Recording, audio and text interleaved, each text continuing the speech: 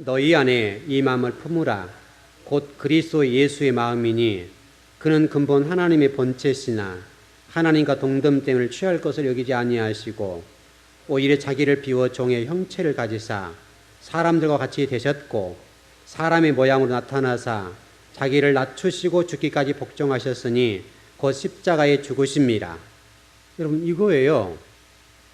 이것이 하나님께 영광 돌리는 삶이에요. 하나님께 영광을 돌린다는 말이 무엇인가 하면 너희 안에 이 마음을 품으라. 곧 그리스도 예수. 여러분, 지금 이 순서를 잘 보세요.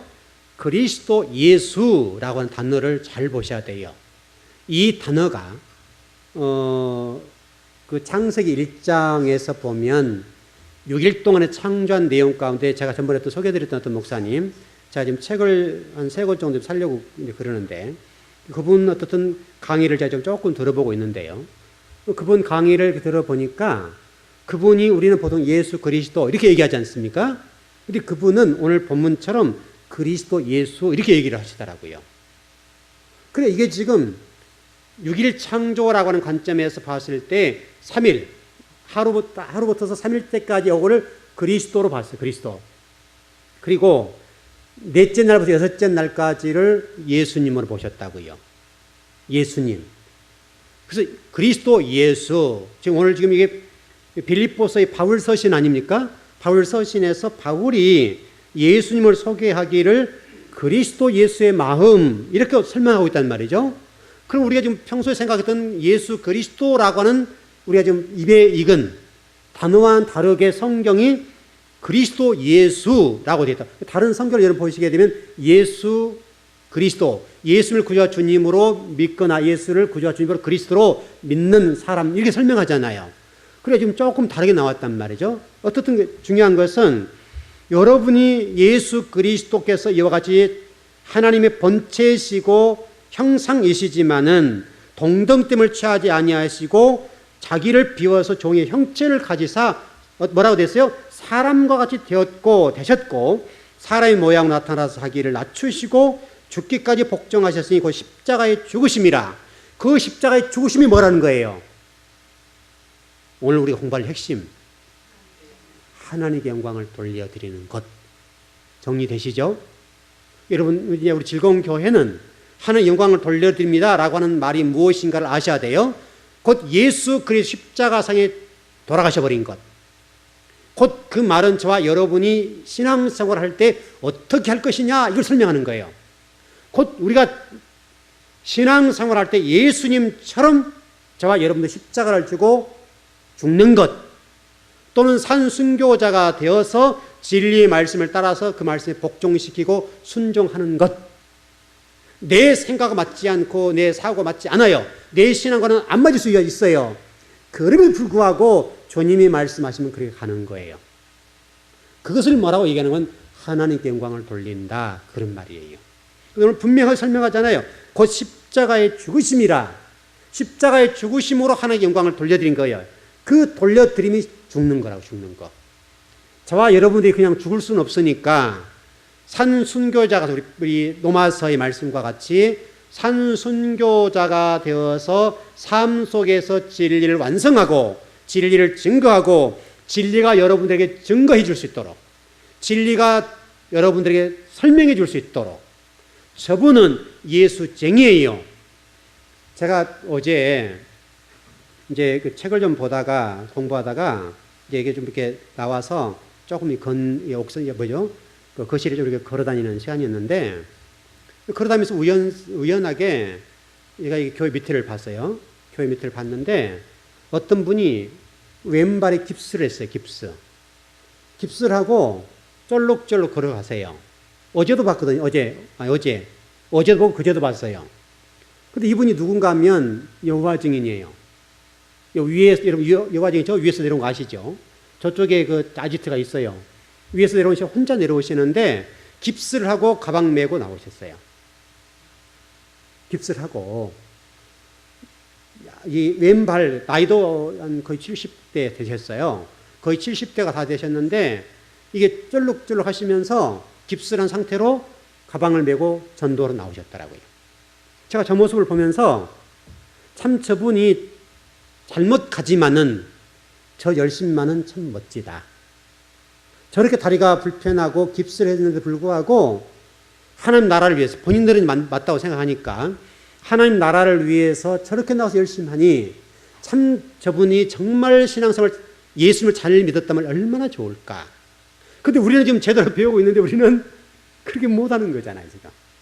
그래서 제가 그걸 보면서 참 아깝다, 아쉽다, 이런 생각을 했어요. 열심은 얼마나 열심입니까? 저와 여러분이 정말 진리를 증거하거나 진리가 여러분들에게 증명해 줄 수 있도록 그 진리가 여러분을 향해서 예수쟁이에요 라고 말해 줄 수 있을 만큼 여러분이 오늘 이와 되셔야 된다고요. 이게 하나님께 영광 돌린다 그 말이에요. 하나님 영광 돌리는 거 쉬워요, 어려워요? 어렵죠? 만만하지 않습니다. 하나님 영광 돌린다는 말이 쉽지가 않아요. 어려워요, 어려워요. 그래 여러분과 제가 인생을 사는 동안에 진리가 여러분들을 증명해주고 증거해주고 진리가 여러분들을 이렇게 얘기해줘야 돼요. 나팔을 부르자, 나팔을 불어줘야 돼요.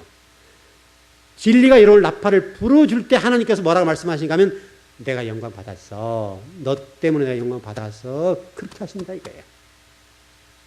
우리 즐거운 교회는 그랬으면 좋겠어요. 그 삶이 하나님께 영광을 돌려드리는 삶입니다. 우리 요한복음 1장 14절 한번 보시죠. 요한복음 1장 14절을 한번 보시죠.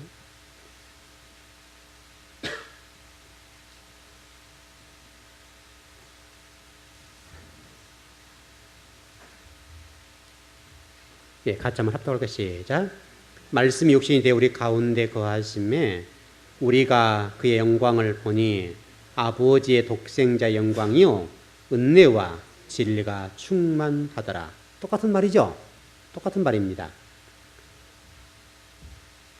하나님께서 독생자 예수 그리스도에게 영광을 이렇게 주셨다.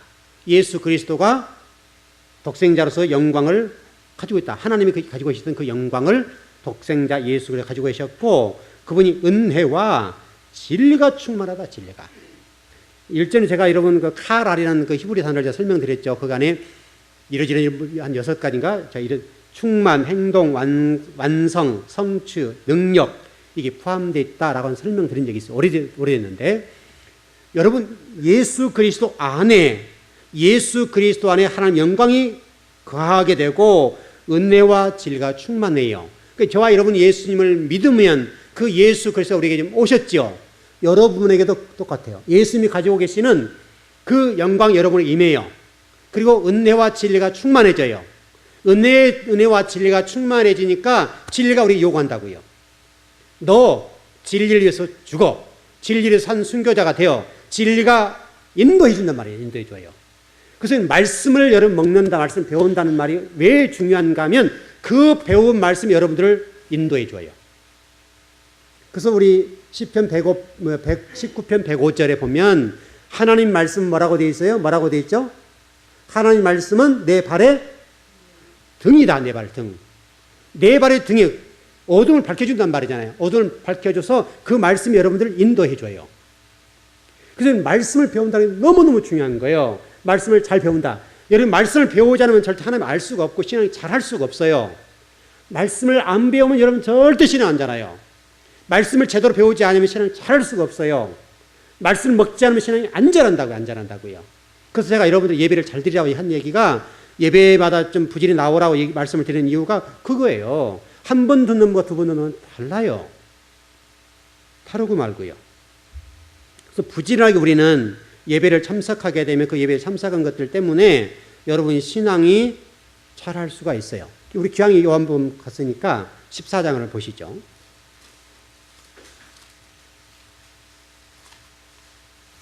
14장 8절 9절입니다. 예, 8절 9절. 자, 시작. 빌립이 이르되 주여 아버지를 우리에게 보여 주옵소서. 그리하면 족하겠나이다. 예수께 이르시되 빌립아 내가 이렇게 오래 너희와 함께 있으되 내가 나를 알지 못하느냐? 나를 본 자는 아버지를 보았거늘 어찌하여 아버지를 보이라 하느냐. 곧 예수 그리스도가 하나님의 영광이 입고 계시고 그 예수 그리스도가 곧 아버지라, 하나님이라, 하나님. 그분이 아버지다. 하나님 아버지다. 그러니까 그 아버지가 걸으신 그 길을 가는 것이 우리 인생이에요. 그 길을 따라가면 되는 거예요. 좀 손해보고 힘든 일이 있달지라도 그 길을 따라가면 저와 여러분에게 하나님 영광이 임해서 여러분 삶 자체가 하나님 영광을 드러내는 삶이 되는 거예요. 우리 10장을 한번 넘어가 보시죠. 10장 30절.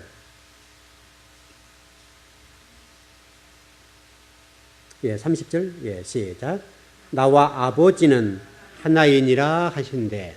여러분 틀림없죠? 그럼 저와 하나님과 예수 그리스도 성령님과 그것도 하나가 돼야 되겠죠? 삼위일체 되신 하나님과 우리가 하나가 돼야죠. 그래서 성경이 하나님이 육에 쑥 들어오신 거죠. 성령으로 들어오셔서 내가 너 안에 네가 나 안에. 그럼 꼭 우리가 성령의 지배를 받고 우리가 산순교자와 진리를 증가하고 진리를 증명해내는 삶을 사는 것은 결국 속에 내주에 계시는 성령님의 음성을 듣고 그분이 경륜하신 대로 인도하는 데 따라가면 될 거 아니에요. 따라가면 여러분 인생이 곧 길이 되는 거예요. 그 길이 되고 진리가 되는 거예요. 진리가 증명되는 거예요. 그러니까 여러분 어렵게 생각하지 마시고 성경 말씀대로 가면 돼요. 어렵지 않아요. 여러분이 지금 뭐 순교하라는 말하지 않잖아요. 진리 말씀 부지런히 배워서 진리로 살아라. 여기에 지금 초점을 모으지 않습니까? 그러니까 여러분들이 어렵게 생각하지 마시고 예수님이 걸어가셨던 것처럼 가면 돼요. 그게 예수님을 통해서 신앙생활을 어떻게 할 것인가를 설명하고 있어요. 설명한다고요. 우리 가끔 복음서에 보면 그런 얘기 있죠. 우리 주님께서 복음을 전할 때 어디 가서 복음을 전했어요? 복음을 어디서 전했어요? 회당에 가서 전했다. 이게 지금 굉장히 굉장한 말이에요. 우리 주님 대신 예수님께서 회당에 가서 전도했다. 여러분 전도라는 개념과 인도라는 개념을 잘 이해하셔야 돼요. 여러분들이 어떤 분들에게 복음을 전해서 교회로 모셔오는 것은 인도라고 인도. 전도는 뭔지 아세요? 전도는 강단에서 말씀을 가르치는 것이 전도라고 그러는 거예요. 그러니까 예수님이 회당에 들어가서 전도했다라고 하는 말은 회당에 가서 뭐 하셨단 말이에요? 성경을 가르쳤다고 말이잖아요. 성경을 가르쳐 그들의 눈의 비늘을 벗겨주는 거예요. 여러분 그 성경 그런 말이 있잖아요. 우리 비늘을 벗겨줬다. 눈에 있는 이게 뭔가 덮여있는 것을 벗겨주니까 보이게 됐다. 이런 얘기들 하잖아요. 그러니까 말씀을 열어주니까 그 열어준 말씀들 때문에 그동안 잘못 봤던 시각들, 잘못 생각했던 것들이 벗겨져 버리는 거예요. 그걸 바르게 보는 거예요. 그래서 교회 안에도 예수를 믿지 않는 사람들이 있단 말이죠. 우리 교회는 정말 없었으면 좋겠어요. 우리 교회 안에는 교회에 다니면서 예수를 믿지 않는 그런 성도가 있다고 한다면 그건 너무나 불행한 거예요. 인생도 제대로 살지 못하고 교회 나와서도 예수 안 믿는다. 너무나 억울한 일 아닙니까? 적어도 우리 즐거운 교회 오늘 예배드린 여러분들은 그런 일이 없었으면 좋겠어요. 정말 여러분의 삶 자체가 예수 그리스도 삶이 돼야 되고 하나님의 영광을 돌려드리는 그런 삶이 되었으면 좋겠어요. 우리 에스겔서를 말씀 보시죠. 1장.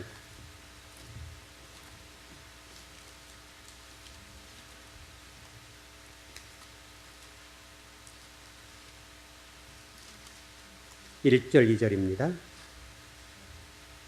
여러분들에게 기도하셔야 돼요. 이거요. 에스겔처럼. 1151쪽에 있습니다. 1151쪽. 네, 같이 한번 읽어볼까요? 시작. 30째 해 넷째 달 초닷새에 그가 그발 강가 사로잡힌 자 중에 있을 때에 하늘이 열리며 하나님의 모습이 내게 보이니 요야긴 왕이 사로잡힌 지 5년 그 달 초닷새라. 3절까지 보시죠. 갈대아 땅 그발 강가에서 여호와의 말씀이 부시 아들 제사장 나 에스겔에게 특별히 임하고 여호와의 권능이 내 위에 있으니라. 여러분 이 복을 받으십시오. 여러분 위에 특별히 에스겔이 임했던 것처럼 하늘이 열리고 하늘을 봐버리면 좋겠고 성령의 뜨거운 역, 성령의 지배하심이 여러분을 지배하길 바랍니다. 여러분 성령님 여러분 역사하지 않으면 여러분들은 완전히 세상적인 사람이 될 수밖에 없어요. 성령의 지배와 성령의 인도를 받지 못하면 세상 사람과 똑같아요. 그러니까 교회 다니면 세상 사람 똑같은 것은 내주하시는 성령님의 음성을 듣지 않냐고 내 마음대로 하는 거잖아요. 내 가치관, 내 의식고지, 내 사고로 가는 거잖아요. 그래서 성령의 내주하심에 따라 간다고 하는 것은 너무너무 중요해요. 성령이 우리에게 근심하지 않도록 하라 그랬잖아요. 성령이 여러분 역사하셔서 우리의 갈 길을 제시하시고 그걸 가도록 만들어준단 말이죠. 그 만들어줄 때, 제시할 때 따라가면 돼요. 설령 그게 힘들고 어려운 길이라 할지라도 여러분과 저를 훈련시켜 더 멋진 성도를 만들기 위해서 하나님이 그렇게 하시는 부분이 있으니까 그걸 따라가는데 오늘 이게 에스겔서 내용 보게 되면 여러분 네 가지 환상 얘기 나오지요. 여기 지금 10절에 나왔는 것처럼 사람, 사자, 소, 독수리 이 부분이 나오면서 여러분 28절 한번 보세요.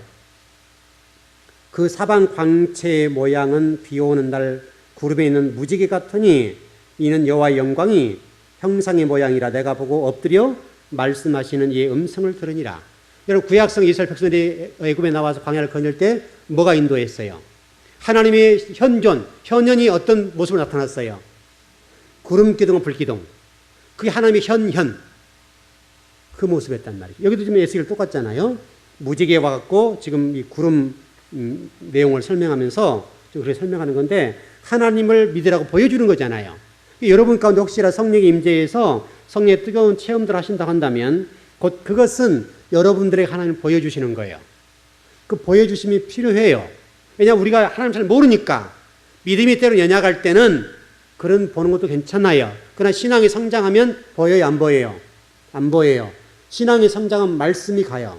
말씀으로 역사하세요. 근데 보여 초보일 때는 때로는 무지개로 보이기도 하고 환상으로 보이기도 말씀도 하세요. 우리 곁에 오셔서 꿈으로도 보여주세요. 말씀하세요. 역사하세요. 때로는 음성으로 들려주세요. 이렇게 설교를 듣고 있는 가운데도 하나님 딱 여러분 귀에다가 확성기를 통해서 말씀하실 수 있다고요. 가능한 거예요. 왜냐하면 우리가 안 믿으니까. 믿도록 하는 거예요. 그러나 그 보여주시면 보여줄 목적이 아니에요. 여러분 하여금 하나님의 현현, 하나님 살아계시는 보여주는 거예요. 그래 신앙이 성장하면 보면 안 돼요. 말씀으로 길을 따라가는 거예요. 말씀이 제시한 대로 가는 거예요. 어떤 저와 여러분에게 오늘 하나님의 본체 되신 예수 그리스도를 여러분이 정말 믿고 영접하고 있다고 한다면 그분이 여러분에게 말씀하신 대로 따라가면 된다. 그래 좀 정리를 했으면 좋겠습니다. 시간이 조금 남았으니까 좀만 진도로 나가보죠. 여러분 제가 전번에 말씀드릴 때에 이 말씀을 드렸어요. 천지창조라고 하는 것은 천지창조의 목적이 있는 것이 아니다.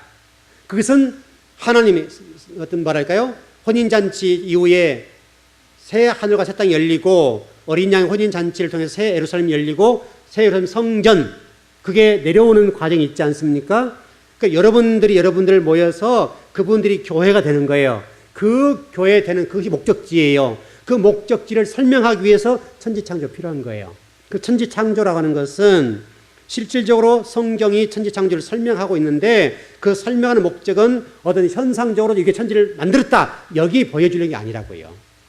그걸 통해서 하나님 어떤 분인가를 소개하고 계신다고요. 그게 초점을 두셔야 돼요. 그러니까 하나님이 첫째 날 뭔 만들고 이건 아무 의미가 없어요. 그래서 제가 옛날에 성경 공부할 때는요. 창세부터 요한계시록까지 거의 외웠어요. 짝과 짝들 이렇게 외워서 이제 그 전도사님들 가르치기도 하고요. 그랬는데 그때는 제가 무슨 생각을 했나 하면 성경을 진짜 많이 한 줄 알았어요. 그때 성경을 창세부터 요한계시록까지 뭐 하면 그 한 구절 가지고 성경 전체를 막 짝짝 연결시키는 거예요. 그럼 또르륵 나오고 이렇게 하는 거죠. 그게 성경을 잘한 줄 알았어요. 근데 제가 성경을 공부하면서 그것은 아주 도의 초보예요. 아주 기초적인 거예요. 그거 알아야 돼요. 그래서 신대원 들어갈 때 그 공부를 해요. 그래서 성경을 아주 달달달달 외워요. 아주 뭐 성경 문제가 너무 떨어뜨릴 문제들이 나오니까 힘들게 나오거든요.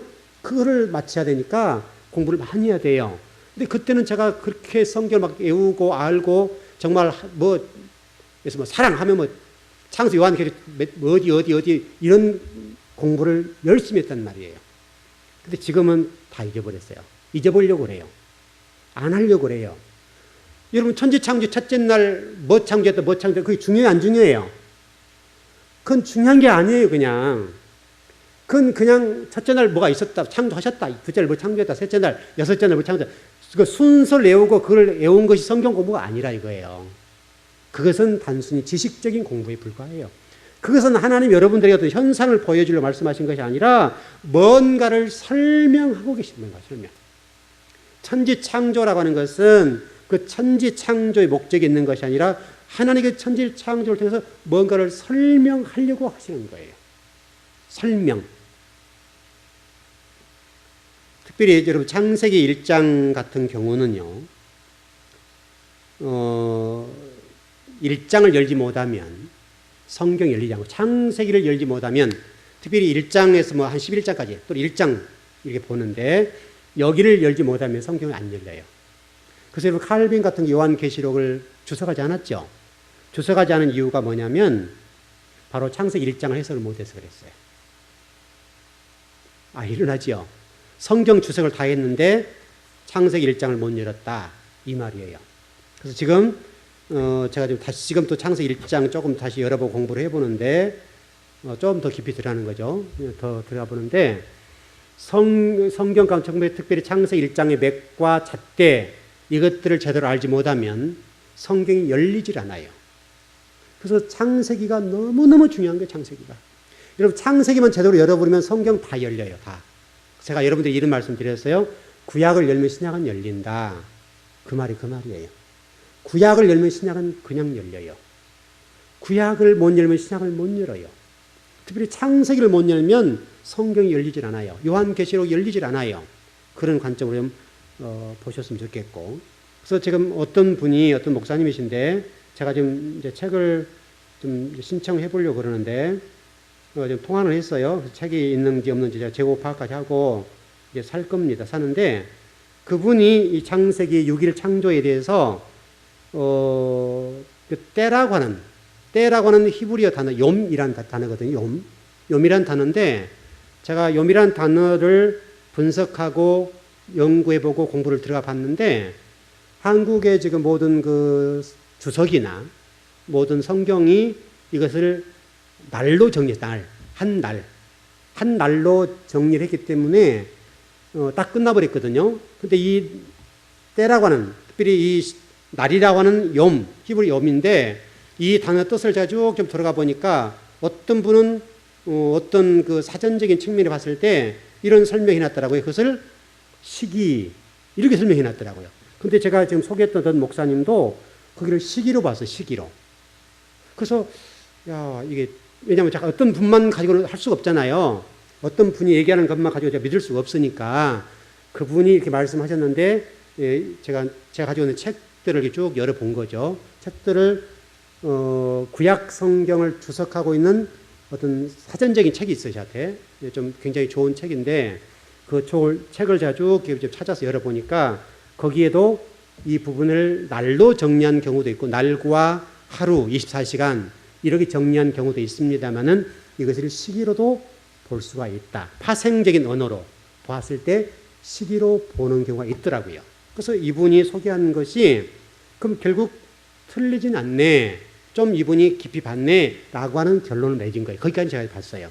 어떻든 간에 그분이 얘기하고 있는 것처럼 이 6일 창조라고 하는 부분은 저와 여러분들을 양육하는 과정으로 보셨다. 왜냐하면 그 히브리 단어 때문에 그런 건데 힌내라고 하는 히브리 단어가 있어요.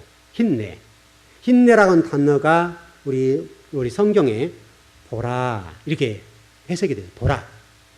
보라라고 하는 해석을 했다고요. 근데 이 목사님 같은 경우는 이 힌내라고 하는 단어를 보라라고 해석하지 않고 훈련 또는 양육하다 이런 관점을 봤어요. 이 단어를 해석하기를. 그래서 힌내라는 단어를 제가 좀 쭉 저도 찾아봤는데 그 단어는 못 찾았어요. 그래서 공부를 더 해볼 거예요. 그래서 또 우리 혜원이가 있으면 한번 물어보려고 그래요. 제가 혜원이가 있으면 좋아요. 힌내라는 단어를 제가 어제도 좀 점심 먹다가 히브리를 제가 좀 물어본 적이 있는데 얼마나 좋아요. 혜원이에서 너무너무 좋은 거예요. 그래서 힌내를 저도 좀 물어보려고 그래요. 근데 제가 사전을 찾아보고 또 저한테 좀 참 좋은 책들이 많이 있는데 그 책을 찾아보니까 이 단어는 더 이상 안 나왔어요. 그래서 좀 더 공부를 해봐야 돼요. 또 회원이 있으면 물어보고 어떤 이 단어는 그 목사님 같은 경우는 양육이라는 관점을 해석했어요. 근데 다른 어떤 목사님이 어떤 교수신데 이분 같은 경우는 살피다라고 하는 것을 해석을 해놨어요. 살피다. 그래서 살피다라고 하는 말이 양육으로 번역한 것 아니냐, 이분 해석한 거 아니냐, 이렇게는 제가 봤어요. 거기까지 봤는데 살피다, 보살피다 이런 관점으로 그 부분 해석을 했더라고요. 그래서 그분이 딱 이 뭐랄까요, 보라라고 하는 이 힌데라는 단어를 그분 혼자 그것을 살피다 이렇게 해석해 놨어요. 다른 분들은 전부 다 보다, 보라 이런 관점으로 보라라고 해석을 해놨는데 그래서 이거 열릴 수 있겠구나 이렇게 본 거예요. 그래서 좀 제가 더 공부를 해볼게요. 어떻든 오늘 좀 결론을 정리하십시다. 제가 여러분들에게 오늘 영광의 관점에서 정리하면 가인의 광활한 공부를 하는 건데 이렇게 공부하는 목적은 가인의 삶을 살지 말라고요. 가인의 삶. 가인의 삶은 하나님 영광이 되겠어요? 안 되겠어요? 영광이 안 됩니다. 평생 살고 하나님 칭찬 못 받습니다. 그런 삶이어서 여러분에게 이 오늘 공부한 내용들을 잘 숙지하시고 힌데라는 단어를 그분이 양육 또는 시기라고 하는 관점으로 정리했는데 이 부분을 더 좀 공부해서 저도 좀 이제 그분 책도 좀 사서 보고요. 좀 더 공부를 해보고 더 열심히 준비해서 이 단을 열어볼 거예요. 열어봐서 여러분 좀 소개를 해드리겠습니다. 어떻든 여러분이 하나님 영광 돌리는 그런 삶을 꼭 사셨으면 좋겠습니다. 자, 기도하십시다.